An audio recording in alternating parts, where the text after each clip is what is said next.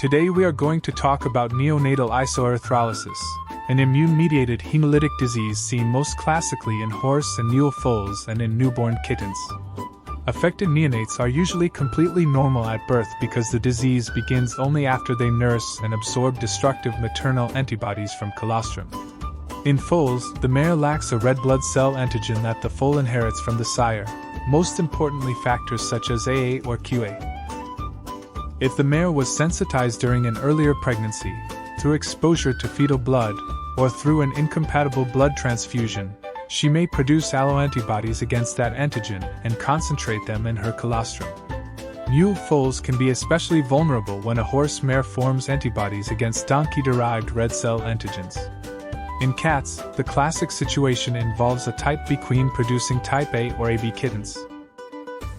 Type B cats naturally possess strong anti-antibodies, so previous pregnancy or transfusion is not required for feline neonatal isoerythrolysis to occur.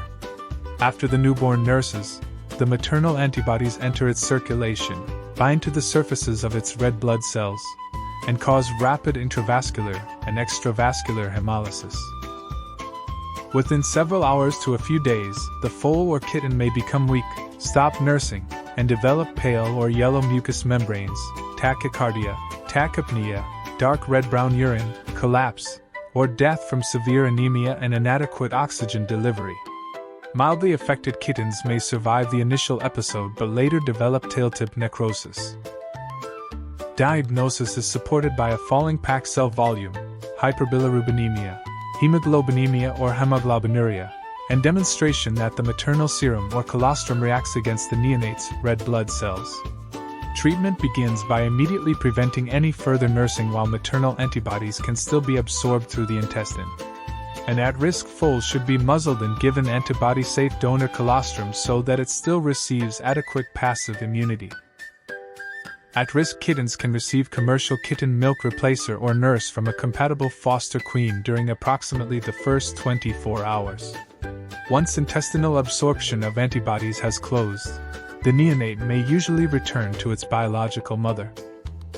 Affected neonates require warmth, minimal stress, oxygen when needed, careful fluid support, and frequent monitoring of the pack cell volume. Severe or rapidly progressive anemia requires a cross-match-compatible red cell transfusion. Foals can receive triple-washed red blood cells from the mare because her cells lack the antigen being attacked, while washing removes her antibody-containing plasma. Blood from a screen-compatible donor can also be used. During the first few days of life, an affected type A kitten may receive washed type B red cells because the maternal anti-antibodies still circulating in the kitten could destroy transfused type A cells.